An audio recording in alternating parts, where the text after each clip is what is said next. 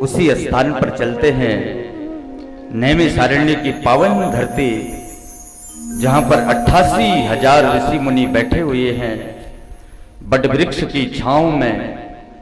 और उन्हीं 88,000 ऋषि मुनियों के बीच में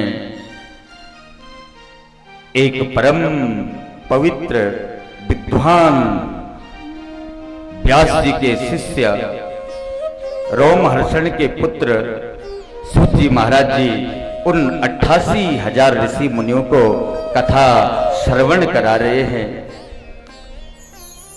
मानो सूत जी महाराज जी उन 88,000 ऋषि मुनियों को लक्ष्य करते हुए आप हम प्राणी मात्र के उद्धार के लिए उन ऋषियों को श्रीमद् भागवत की कथा श्रवण करा रहे हैं। शौनक मुनि जी सूत जी से पूछ रहे हैं, हे सूत जी मुनि, ये श्रीमद् भागवत की कथा, ये पुराण, इसकी रचना कैसे हुई होगी?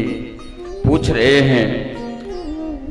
एकस्मिन् युगे प्रह्येतेयं स्थाने वाकेन हेतुनां कुतः संचोदितं कृष्णं कृतवान् सहिता मुनि। पूछ रहे हैं शौनक मुनि, हे सूत जी, यह श्रीमद् भागवत महापुराण किस युग में, किस कारण से और कैसे इस भागवत जी की रचना हुई होगी? आप हम समस्त ऋषियों को बताइए कि भागवत महापुराण की रचना कैसे हुई होगी। तब सूत जी महाराज जी बोल रहे हैं कि द्वापरे शमुन प्राप्ते तृतीये युग पर्यये जाता पराशरा योगी व्यासव्य कलया हरे। बोलते हैं ऋषियों, त्रेता युग के अंत में और द्वापर के प्रारंभ में महर्षि पराशर के पुत्र वेद व्यास जी बोलते हैं, हे ऋषियों, सूत जी महाराज जी बोल रहे हैं कि जगत पति भगवान नारायण के नाभि से कमल का पुष्प उत्पन्न हुआ और उसी कमल से ब्रह्मा की उत्पत्ति हुई। उन्हीं ब्रह्मा के मानस पुत्र थे वशिष्ठ जी। बोलते हैं वशिष्ठ जी के पुत्र हुए शक्ति और शक्ति के पुत्र हुए पराशर जी और पराशर के जो पुत्र हुए वो महर्षि वेद व्यास जी हुए। वेद व्यास जी भगवान के ही अवतार थे और वेद व्यास जी ने, महर्षि वेद व्यास जी ने त्रिकालदर्शी थे और इन वेदों को 4 भागों में बांट लिया और 4 वेदों की रचना करी। ऋग्वेद, यजुर्वेद, सामवेद और अथर्ववेद। और इन चारों वेदों की संहिता ब्राह्मण आरण्यक को दे दिया और जो उपनिषद थे, इन उपनिषदों के 4 विभाग को उन्होंने अपने शिष्य पैल को दे दिया और सामवेद जैमिनी मुनि को दिया और यजुर्वेद वैशंपायन को दिया और अथर्ववेद सुमंत मुनि को प्रदान कर दिया। वेदों की रचना करने के पश्चात 17 पुराण लिख देने के बाद भी वेद व्यास जी के मन में शांति नहीं हुई। वेद व्यास जी बोल रहे हैं कि जब से मैंने महाभारत की रचना करी है तब से घर घर में महाभारत हो रहा है। वेद व्यास जी बोल रहे हैं मैं क्या भूल रहा हूं और मैंने 17 पुराण लिख दिया लेकिन मेरे चित्त को आज भी शांति प्रदान नहीं हो रही है, मेरा मन शांत नहीं हो रहा है। मैं क्या करूं, क्या लिखूं? इन 17 पुराण लिखने के बाद भी वेदों को 4 भागों में बांटने के बाद भी मेरी मन को शांति नहीं पहुंच रही है। वेद व्यास जी सम्याप्रास क्षेत्र में मणिभद्रपुरी बद्रिक आश्रम के पास में सरस्वती नदी के पावन तीर पर व्यास गुफा में बैठ करके वेद व्यास जी बड़े चिंतित हो रहे हैं। मैं क्या भूल रहा हूं, क्या छोड़ रहा हूं, और ऐसे अपने मन ही मन बड़े दुखी हो रहे थे। और इतने में देव ऋषि नारद जी वेद व्यास जी के पास में पहुंच गए। श्रीमन नारायण नारायण बोलते बोलते देव ऋषि नारद जी व्यास जी के समक्ष में आ गए। व्यास जी ने नारद जी को देखा, प्रणाम किया। नारद जी ने व्यास जी को प्रणाम किया। दोनों ऋषि आपस में एक दूसरे की कुशल पूछने लगे।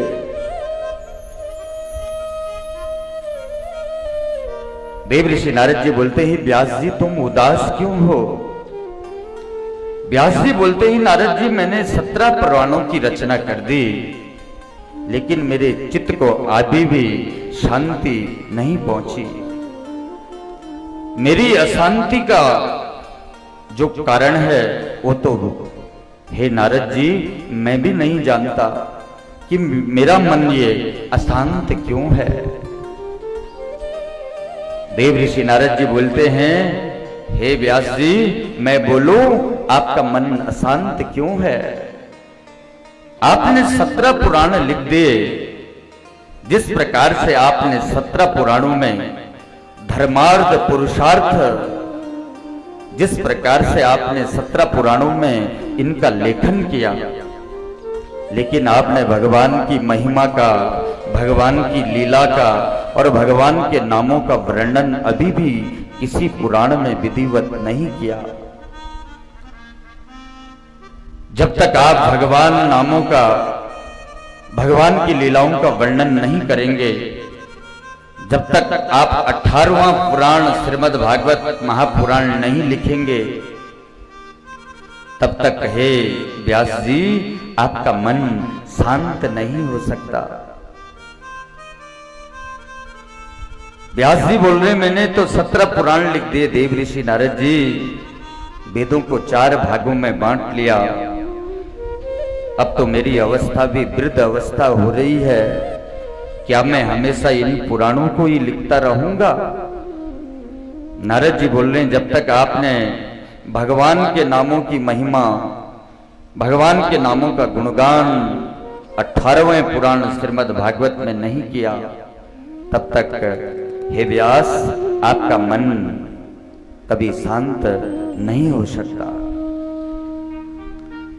देव ऋषि नारद जी बोलते हैं, भगवान के नामों में कितनी शक्ति है, भगवान के रूप और गुणों में कितनी शक्ति है, इसकी महिमा मैं आपको सुनाता हूं। नारद जी बोल रहे, मैं किसी और की कथा नहीं सुनाऊंगा व्यास जी आपको, मैं तो खुद अपनी ही कथा सुनाऊंगा कि मेरे जीवन में भगवान के नामों से कितना परिवर्तन आया। बोलते हैं, मैं पूर्व जन्म में एक दासी का पुत्र था। उससे पहले मैं एक उपहरण नाम का गंधर्व था। बोलते मैं देव ऋषि नारद कैसे बना कि अहम पुरातीत भवे भवे मुनि दास्यास्तु कस्यासन वेदवादिनां निरूपितो बालक एव योगिनां शुश्रूषणे प्राविशि निर्वीक्षितां। बोलते मैं पूर्व जन्म में एक दासी का पुत्र था। मेरी माँ लोगों के घरों में काम करके, लोगों के आश्रमों में काम करके हमारा पालन करती थी, लोगों की दासी थी। बोलते हैं व्यास जी, जब मेरा जन्म हुआ, जिस समय मेरा जन्म हुआ, उसी समय मेरा जन्म हुआ और उसी समय मेरे पिता का स्वर्गवास हो गया। मेरी मां को एक तरफ पुत्र होने की खुशी और एक तरफ मेरे पिता के जाने का दुख, और मेरी मां फूट फूट करके रोने लग गई। मेरी मां भी अपने प्राणों का अंत करना चाहती थी, पर बार बार मेरी मां मेरे मुख में देखती है, अगर मैं भी मर जाऊंगी तो मेरे इस छोटे से बालक का पालन पोषण कौन करेगा। देव ऋषि नारद जी बोले, व्यास जी, जैसे मेरे पिता के जाने के बाद मेरे परिवार के लोगों ने मेरी समस्त संपत्ति निकाल दी, क्योंकि संपत्ति भी हमारे पास बहुत ज्यादा नहीं थी। मेरी मां तो एक दासी थी, लोगों के घरों में काम करती थी, और मेरी मां को ऐसे मन में ऐसा लगा कि कोई मेरे पुत्र को मार देगा, मेरे स्वजन, मेरे परिवारजन मुझे मार देंगे, और एक दिन प्रातःकाल मेरी मां मुझे मेरे घर से और घर को छोड़ करके कहीं वन में चली गई। वन में जाकर के मेरी मां ने देखा कि मैं इस छोटे से बालक को लेकर के मैं कहां जाऊंगी। तो मेरी मां ने देखा कि दूर एक जंगल में एक आश्रम दिखाई दे रहा है। उस आश्रम को देख करके मेरी मां के हृदय में पुनः प्राण आ गए। मेरी मां को कुछ आश्रय मिल गया, और जैसे ही मेरी मां उस आश्रम के पास में पहुंची तो वहां बहुत सारे संत थे। मेरी मां रोते हुए और मुझे गोद में डाल करके रोते हुए उन संतों से बोली, उन संतों को प्रणाम किया, बोलने लगे, हे संत महात्माओं, बाबा, मैं अपने इस पुत्र का पालन करना चाहती हूं। इस संसार में इस पुत्र के सिवा मेरा कोई नहीं है, और इसका पालन पोषण में कैसे करूंगी। आप अपने आश्रम में मुझे जो सेवा देंगे उस सेवा को करने को मैं तैयार हूं। ऋषियों का हृदय बड़ा निर्मल था। ऋषि बोलने लगे, बेटी आप चिंता मत करो,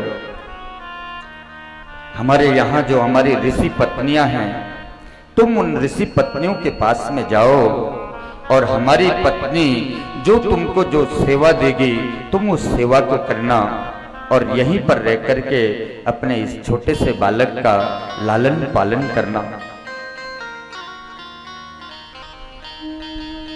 व्यास जी बोल रहे हैं, देव ऋषि नारद जी बोल रहे हैं, व्यास, मेरी मां तो प्रसन्न हो गई कि मुझे अपने पुत्र का पालन करने के लिए स्थान मिल गया।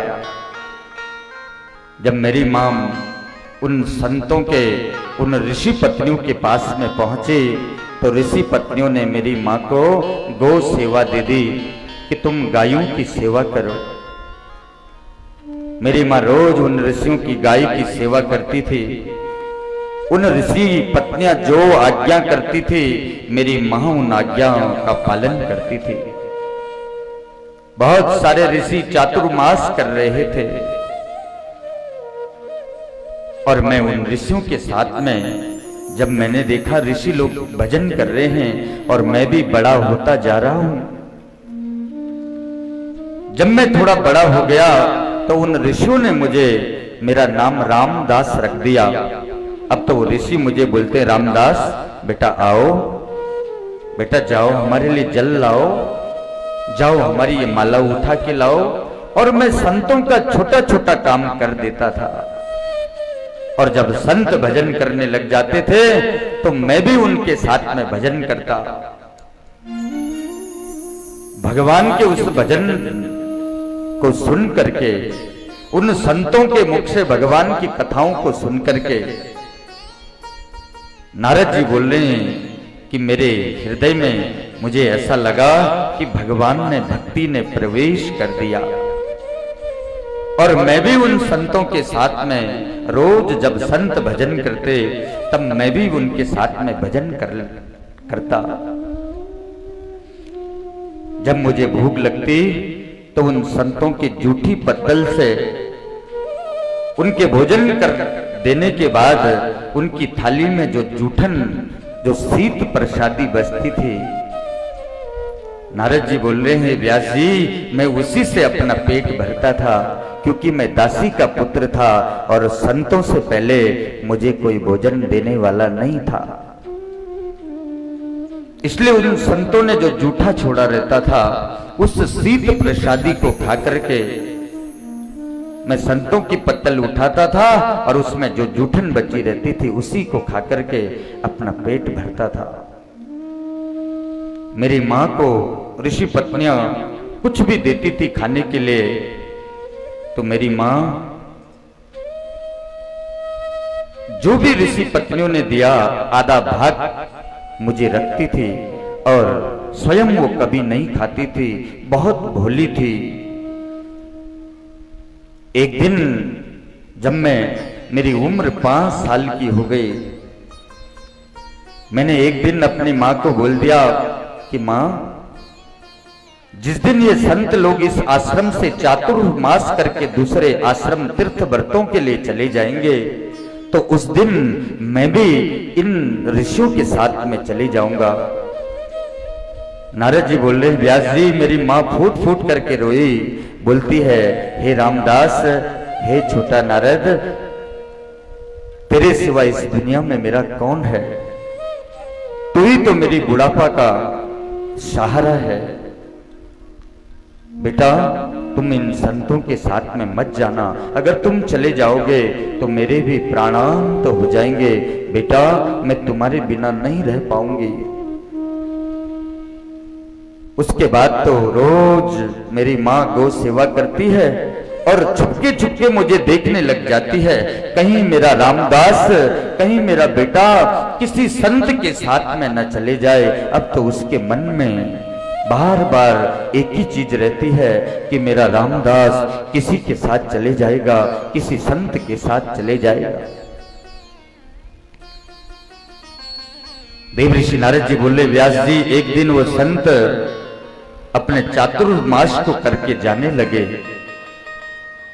और जैसे ही वो संत जाने लगे तो मैंने भी कहा कि मैं तुम्हारे साथ चलता हूं उन संतों के साथ में। तो उतने में मेरी मां आ गई। मेरी मां ने कहा, बाबा मेरे बेटे को मत ले जाना, यही तो मेरा अंतिम सहारा है और इसके सिवा इस दुनिया में मेरा और कोई नहीं है।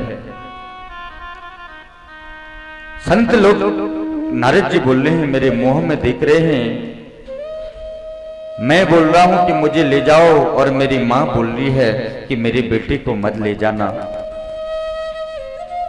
संत बोलते हैं, मां बोलती है कि मेरे बच्चे को मत ले जाना, और पुत्र बोल रहे हैं मैंने आपके साथ जाना है।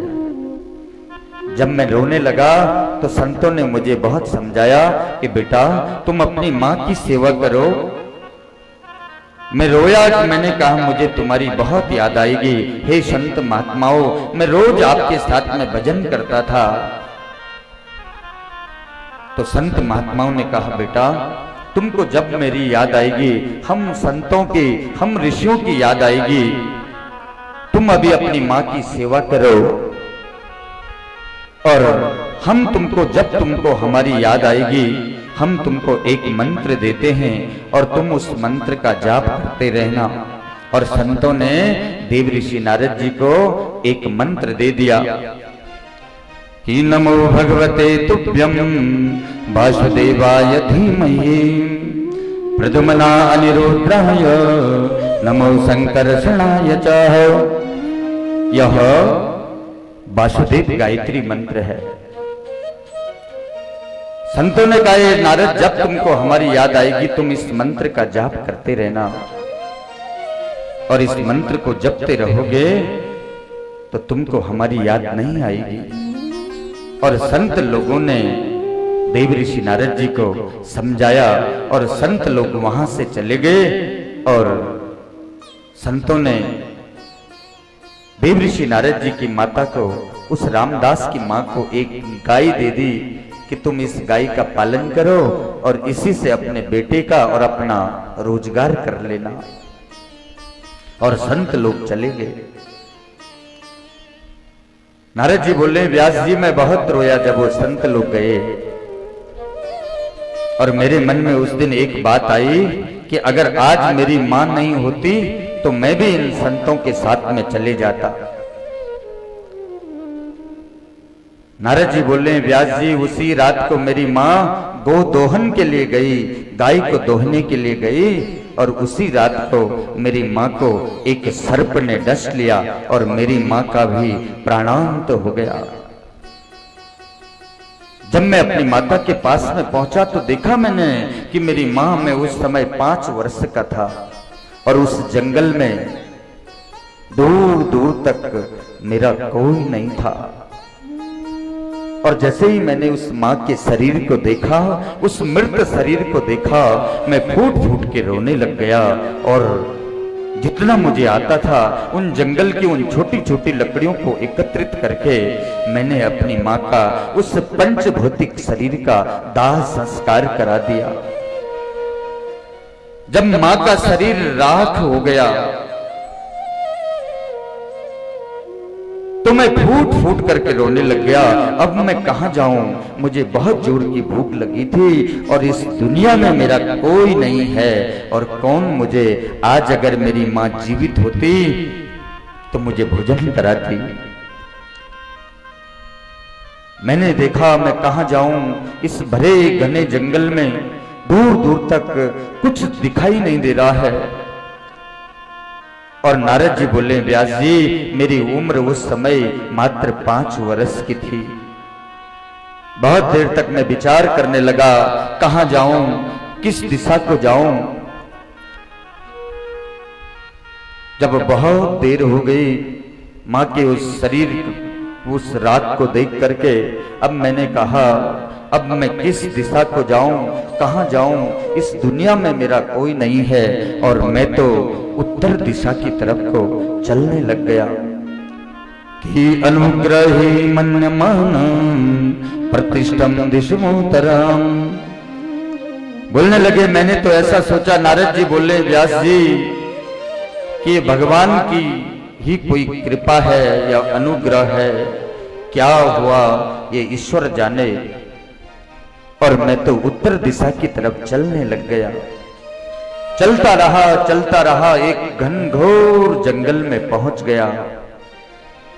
मुझे बार बार अपनी मां की याद आ रही थी। अगर मां जीवित होती तो आज ये पूरे दिन भर में तो मेरी मां मुझे 10 बार पूछती, रामदास तू भूखा तो नहीं है बेटा, तूने कुछ खाया कि नहीं खाया। और आज पूरे दिन मैं भूखा प्यासा चलता रहा। मुझे आज पता चला कि मां क्या होती है। चलते चलते मैं एक घनघोर जंगल में चले गया और एक पीपल के वृक्ष के पास में रात्रि हो रही थी। और मैंने कहा मैं कहां जाऊं, और जंगल में हिंसक पशुओं की आवाज आ रही थी, शेर की दहाड़ने की आवाज आ रही थी। और मैं डरने लग गया और मैं सोचने लगा मैं कहां जाऊं और क्या करूं। उस पीपल के पेड़ के नीचे थोड़ा सा जल मिला, पानी मिला, और मैंने उस पानी को पी करके पूरे दिन भर में मैंने तो पानी भी नहीं पिया था। और उस पानी को पी करके मैंने अपनी प्यास और भूख प्यास बुझाई। फिर रात्रि होने लगा, मुझे डर लगने लगी। मैंने कहा इस दुनिया में मेरा कुछ नहीं है। फिर मुझे याद आया, मुझे अपने वो संत याद आने लगे कि संत महात्माओं तुम कहां होंगे। फिर मेरे मन में ऐसा विचार आया कि संत महात्माओं ने तो मुझे ये मंत्र दिया था। और फिर मैं उस मंत्र का जाप करने लग गया कि नमो भगवते तुभ्यम वासुदेवाय धीमहि प्रद्युम्ना अनिरुद्धाय नमो संकर्षणाय च। और मैं इस मंत्र का जाप करते रहा और इस मंत्र को जपते रहा और जाप करते करते, और उसी समय मेरे हृदय में भगवान ने प्रवेश कर लिया। और जब मैंने देखा मेरे हृदय में तो चतुर्भुज नारायण भगवान ने प्रवेश कर लिया है। और मैं भगवान की उस छवि को देख करके प्रसन्न हो गया। और भगवान की उस छवि को देख करके मैंने सोचा अब मुझे सब कुछ मिल गया। और उसी समय कुछ देर के लिए भगवान की उस छवि का दर्शन मैंने किया और वो छवि तो उसी समय अदृश्य भी हो गई और मैं फिर से रोने लग गया। आकाशवाणी हुई कि हे बालक रामदास, तुम चिंता मत करो, अभी तुम्हारी भक्ति आदि है, अभी तुम पूरे पक्के भक्त नहीं हुए।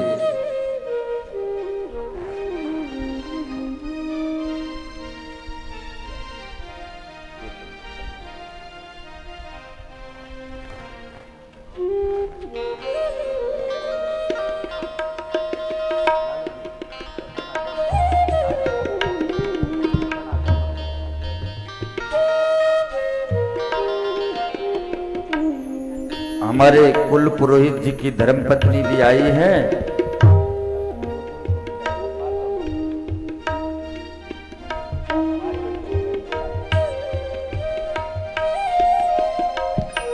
और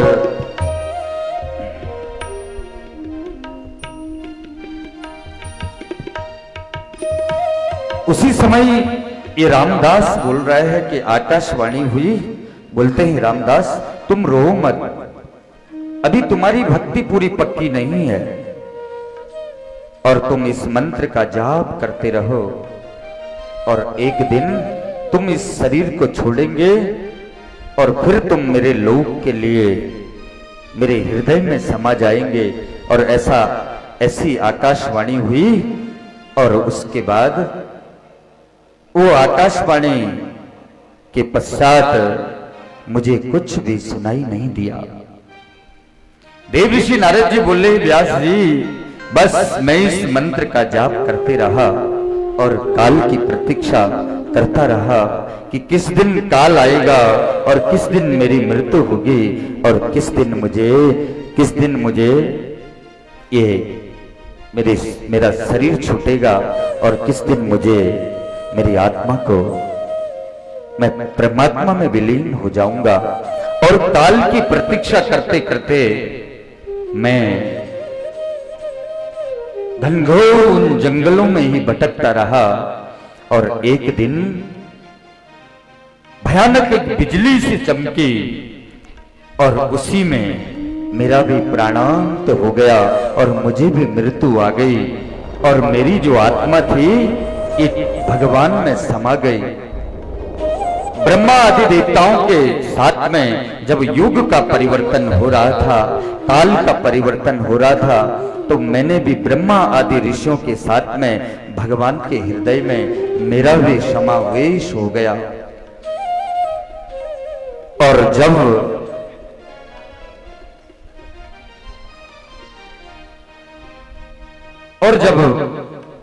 ब्रह्मा आदि देवताओं उन ऋषियों ने जन्म लिया तो उन ऋषियों के मानस पुत्र के रूप में मेरा जन्म दूसरे जन्म में देव ऋषि नारद के रूप में हुआ। बोलो देव ऋषि नारद जी भगवान की जय। देव ऋषि नारद जी बोल रहे हैं व्यास जी जब एक दासी का पुत्र देव ऋषि नारद बन सकता है तो आप भगवान श्रीमद् भागवत की कथा क्यों नहीं लिख सकते। जो एक दासी का पुत्र था वो आज देव ऋषि नारद बन गया और उसके हाथ में जो ये वीणा है व्यास जी ये भी तो देव ऋषि नारद जी बोल रहे हैं, ये भी तो मुझे भगवान ने ही तो दिया है। जब एक दासी का पुत्र नारद बन सकता है तो आपको भागवत की रचना करनी चाहिए। भगवान के उस नाम में उस मंत्र में कितनी शक्ति है। हे व्यास जी मैंने ये संपूर्ण आपके लिए बता दिया है। देव ऋषि नारद जी ने अपने 3 अंगुलियों का स्पर्श व्यास जी के हृदय में करा दिया और अपने पिता ब्रह्मा जी से जो चतुश्लोकी भागवत देव ऋषि नारद जी ने सुना था और अपनी दिव्य दृष्टि से उसका प्रवेश, भागवत जी का चतुश्लोकी भागवत का प्रवेश व्यास जी के हृदय में करा दिया। और देव ऋषि नारद जी बद्रिकाश्रम से, उस भूमि से देव ऋषि नारद जी नारायण नारायण करते करते बैकुंठ की तरफ चले गए। बोलो देव ऋषि नारद जी भगवान की जय। व्यास जी महाराज जी ने जब देव ऋषि नारद जी की इतनी बातें सुनी और भगवान के नामों की इतनी प्रशंसा, इतना महत्व सुना, तो देव ऋषि नारद जी समाधि में बैठ गए। और समाधि में जब बैठे वेद व्यास जी, तो उनको संपूर्ण श्रीमद् भागवत का स्मरण हो गया। व्यास जी बोलने लगे, इस भागवत जी में तो 18,000 श्लोक हैं, 12 स्कंद हैं, 335 अध्याय हैं। इतनी बड़ी भागवत को कौन लिखेगा? वेद व्यास जी ने जब ध्यान लगा करके देखा कि इतना जल्दी कौन लिख सकता है, तो व्यास जी ने गणेश जी का आह्वान किया और गणपति जी आ गए। बोलो गणेश जी भगवान की जय। जब श्री गणेश भगवान जी आ गए, व्यास जी बोलते हैं, गणपति मैं इन श्लोकों को बोलूंगा और इनका लेखन तुमको करना पड़ेगा।